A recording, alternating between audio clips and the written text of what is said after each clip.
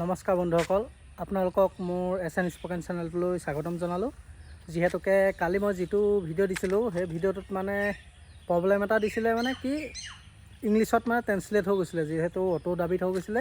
কি কাৰণে হৈছে সেইটো ময়ো নাজানো। যদি তোমালোক কোনোবাই জানা মোক কমেণ্ট কৰিবা প্ৰব্লেমটো। কিন্তু তোমালোকে যদি যিহেতু ভিডিঅ'টো চাবলৈ খোজা, তোমালোকে ছেটিংছটোত গৈ পেলানি তোমালোকৰ ট্ৰেন্সলেটটো বাংলালৈ কৰি ল'লে তোমালোকৰ যিহেতু অসমীয়াত ভিডিঅ'টো ট্ৰেন্সলেট হৈ যাব, অসমীয়াত শুনিব পাৰিবা।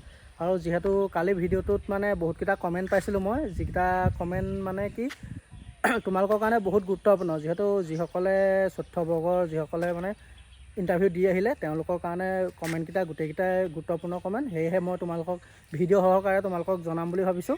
সেয়েহে তোমালোকে ভিডিঅ'টো শেষলৈকে চাই থাকা, আৰু কিবা যদি সুধিবলৈ থাকে মোক সুধিব পাৰা। যিহেতু আৰু কালি মানে কমেণ্টবোৰ এনেকুৱা ধৰণৰ আহিছিলে, কি মানে বহুত প্ৰশ্ন কৰিছিলে, মানে 6-7টামান প্ৰশ্ন আছে। তাতে মই তোমালোকক কৈ দিম এতিয়া।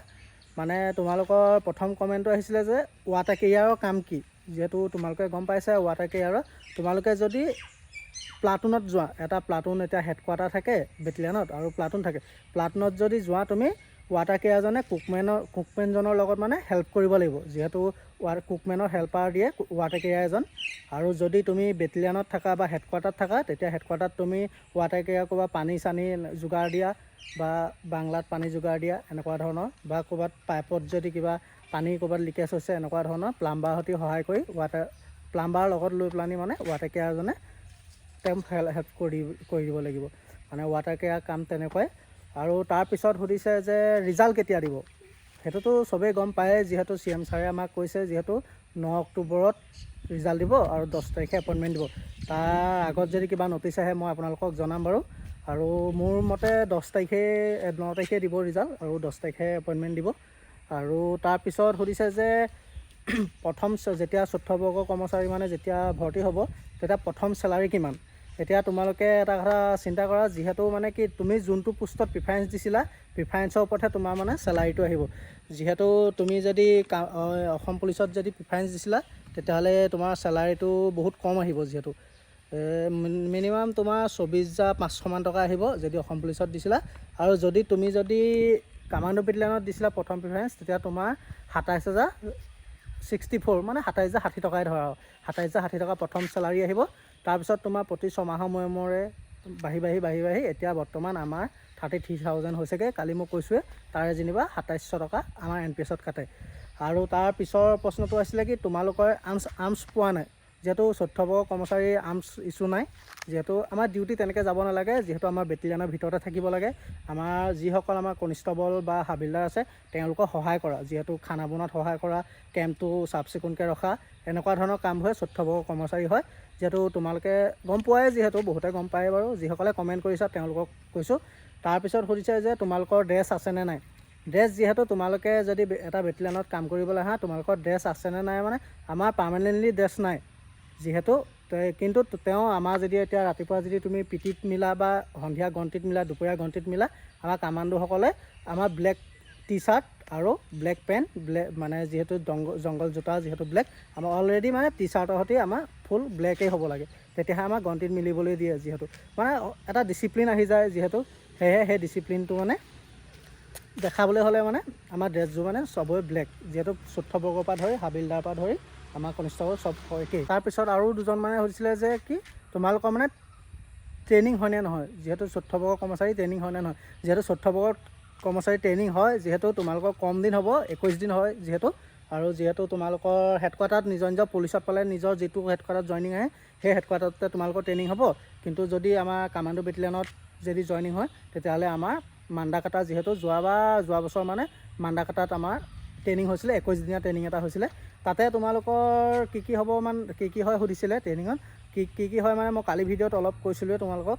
তাত কি হয় মানে তোমালোকৰ ৰাতিপুৱা পিটি হ'ব 5টা বজাত পিটি, 5টা বজাৰ পৰা 8টা তেনেকুৱা 45 মিনিট পিটি হয়। মানে অলপ পাহৰিছোঁ আৰু মানে ৰাতিপুৱা পিটি হয়। পিটিৰ পিছত ব্ৰেকফাষ্ট হ'ব, ব্ৰেকফাষ্টৰ পিছত আকৌ ড্ৰিল চিল শিকাব। ড্ৰিল চিল শিকোৱাৰ পিছত তোমালোকৰ ক্লাছ কৰিব। যিহেতু ক্লাছত মানে হেল্থ এণ্ড হাইজেনৰ বিষয়ে, বা তাত মানে বহুত ধৰণৰ বিষয় শিকায় তাত ক্লাছত, তোমালোকে গম পাবাই যিহেতু গ'লে। আৰু তাৰপিছত মানে ক্লাছ শেষ হোৱাৰ পিছত আমাৰ ৰেষ্ট পাওঁ, যিহেতু খানা খাবৰ কাৰণে ৰেষ্ট দিয়ে। আৰু 1টা বজাত আকৌ ফলিন হয় আমাৰ। দুপৰীয়া 1টা বজাত ফল ইন হৈ আমাৰ নিজৰ যিটো ট্ৰেডত আছিলে, তুমি বোলে কুকমেন, তুমি বোলে বাৰবাৰ, তুমি বোলে ৱাটাৰ কেৰিয়াৰ, তুমি বোলে তেলৰ, তুমি ধুবি, সকলো ট্ৰেড তাতে ভাগ বতৰা কৰি দিয়ে 1টা বজাত। আৰু মই বাৰবাৰ নহয়, মোৰ লগত বাৰবাৰ যিমানে পাইছিলে গোটেই বাৰবাৰসোপা একেলগ কৰি, আৰু তাত যি ট্ৰেইনিং চেণ্টাৰটো থাকিবই চেলুন, আৰু মানে সেই চেলুনলৈ আমাক সকলোকে লৈ গৈছিলে।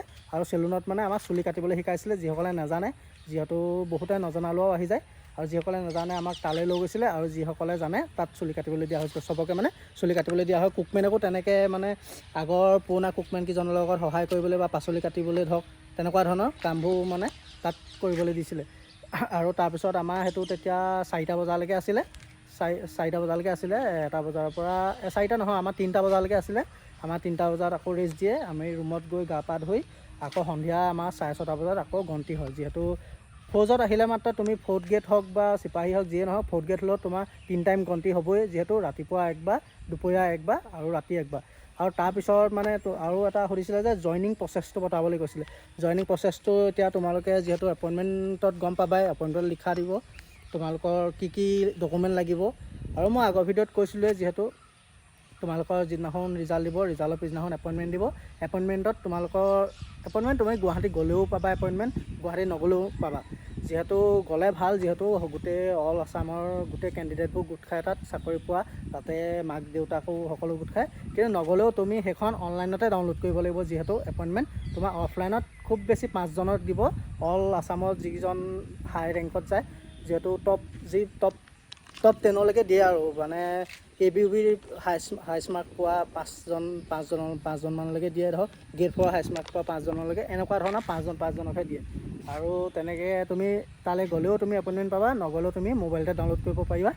আৰু এপইণ্টমেণ্ট পোৱাৰ পিছত তুমি এপইণ্টমেণ্টতে তোমাৰ এপ্লিকেশ্যন আহিবই, তাত কি লাগে বা মেডিকেল লাগিব, তুমি এজন হেল্থ অফিচাৰৰ, যিহেতু আমাৰ মেডিকেলবিলাকত যিজন ছুপাৰিনটেণ্ডেণ্ট থাকে, ছুপাৰিনটেণ্ডেণ্টৰ পৰা যিহেতু আমাৰ মেডিকেল চাৰ্টিফিকেট বনাই আনিব লাগিব।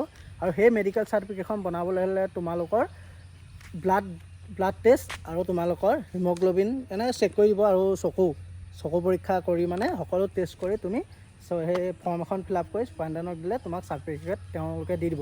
আৰু সেই চাৰ্টিফিকেটখন উলিয়াবলৈ হ'লে মই কৈছোঁৱে, ব্লাড টেষ্ট আৰু তোমালোকৰ চকু পৰীক্ষা কৰি লৈ যাব লাগিব।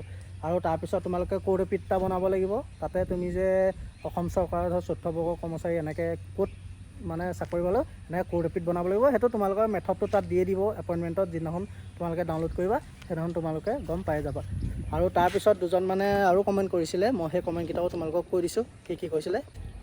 আৰু এজন বন্ধুৱে কৈছিলে মানে কি বোলে গ্ৰেড 4 যিহেতু আমাৰ 14 বৰ্গৰ কৰ্মচাৰী মানে কাট অফটো ডিষ্ট্ৰিক্ট ৱাইজ যায় নে মানে ষ্টেট ৱাইজ, যিহেতু এইটো ডিষ্ট্ৰিক্ট ৱাইজ নাযায়, যিহেতু আমাৰ অল আছাম কাট অফ যায়।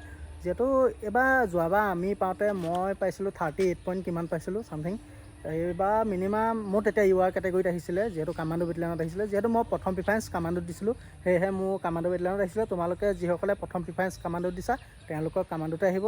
ছেকেণ্ড প্ৰিফাৰেঞ্চ যিসকলে পুলিচত দিছে তেওঁলোকে কামাণ্ডোত নাপালে পুলিচত অহাৰ চান্স আছে। আৰু যিসকলে প্ৰথম প্ৰিফাৰেঞ্চ পুলিচত দিছে তেওঁলোক কামাণ্ডোত পিছত যিহেতু কামাণ্ডোত যাব পাৰিব, যিহেতু নাম্বাৰটোৰ ওপৰত নিৰ্ভৰ কৰিব। যিহেতু আৰু কামাণ্ডোসকলতকৈ ধৰক হাইষ্ট নাম্বাৰ পাব লাগিব, যিহেতু যিসকলে প্ৰথম প্ৰিফাৰেঞ্চ আছাম পুলিচত দিছিলে সেইসকলে আছাম পুলিচতে পাব। আৰু যদি হাইষ্ট নম্বৰ পায় বা যদি আমাৰ কামাণ্ডোত পোৱা যদি ভেকেঞ্চি যদি খালী থাকে তেতিয়াহ'লে কামাণ্ডোত আহিব পাৰিব। আৰু তাৰপিছতো ধৰক এতিয়া কাট অফটো তোমালোকে সকলোৱে গম পোৱাই আৰু কিমান যাব। মিনিমাম এইবাৰতো মিনিমাম 50 আছিলে, 50ৰ ভিতৰততো 40+ যাব যেন লাগিছে মোৰ সম্ভৱ। কিন্তু যোৱাবাৰ 38টো UR কেটেগৰীত গৈছিলে, 33, 32 মানো পাইছে, যিহেতু মোৰ লগৰ এজনে পাইছিলে, যিহেতু মই আগৰ ভিডিঅ'ত কৈছিলোঁ। আৰু তেনেকুৱাই ধৰক তোমালোকে চিন্তা নকৰিবা, একো নাই। তোমালোকৰ ৰিজাল্ট যিহেতু আৰু মিনিমাম 1 মাহ আছে, 1 মাহ 2-3 দিন আছে, 1 মাহে ধৰা তোমালোকে এইকেইদিন সাৱধানে চলি থাকা। যিহেতু গম পাবা এতিয়া ৰিজাল্ট কাৰ কিমান সপোন, এতিয়া সকলো পোষ্টৰে ধৰক সপোন বুলিয়ে ক'ব লাগিব। আমাৰ যিহেতু চাকৰি এটা লোৱাটো আমাৰ সকলোৰে সপোন, সেয়েহে তোমালোকৰ বহুতৰে ভাগ্য খুলিব। যিহেতু তোমালোক সেইটো কাৰণে ভালদৰে থাকা, এইকেইদিন ৰিজাল্টলৈ অপেক্ষা কৰি থাকা, আৰু ভগৱানকো প্ৰাৰ্থনা কৰা যে ৰিজাল্টটো ভাল হয় আমাৰ। তেনেকুৱাই আৰু আমিও যিহেতু তেনেকৈ বহুত অপেক্ষা মূৰতহে আমি চাকৰি পাইছিলোঁ। যিহেতু আমিও বহুত ইণ্টাৰভিউ দিলোঁ, তোমালোকে গম পোৱাই এজন কেণ্ডিডেটে কিমান ইণ্টাৰভিউ দিয়াৰ পিছত এটা চাকৰি পায়। যিহেতু বহুত কষ্ট হয়, সেইটো ইণ্টাৰভিউটো আমি সকলোৱে বুজি পাওঁৱেই। ইণ্টাৰভিউ দিয়া ল'ৰাহে যিহেতু বুজি পায়, আৰু এতিয়া ইণ্টাৰভিউ নিদিয়া ল'ৰা এটা এনেই কৰিব তই 14 গেট 4হে চাকৰি পালি, এনেকুৱা বহুত কথা শুনিবা তুমি চাকৰি পোৱাৰ পিছত। যিহেতু আমাৰ জীৱনতো তেনেকুৱা ধৰণৰ হৈ আছে, কিন্তু তেওঁলোকে বুজি নাপায় যে কিমান কষ্টৰ ফলত মানে গেট 4 চাকৰিটো পোৱা হয়। যিহেতু আৰু বহুত ৰানিং কৰাৰ পিছতো যে বেলেগ চাকৰি কিয় নাপালে, এনেকুৱা ধৰণৰ বহুত প্ৰশ্ন আহে। একো নাই, সেইবিলাক তোমালোকে মনত ধৰি নাথাকিবা, সেইবোৰ থাকেই আৰু আজিকালি নিগেটিভ থিংকিঙৰ মানুহ থাকেই, সেইবিলাক ইমান ধৰি নাথাকিবা। আৰু এয়াই আৰু আজিৰ ভিডিঅ'টো। তোমালোকে যিকেইটা কমেণ্ট কৰিছিলা সেই কমেণ্টকেইটা ৰিপ্লাই দিছোঁ। আৰু আজিলৈ মোৰ ভিডিঅ'টো ইমানেই। যদি কিবা থাকে তোমালোকে কমেণ্ট কৰিবা। আজিলৈ ইমানেই, বাই বাই।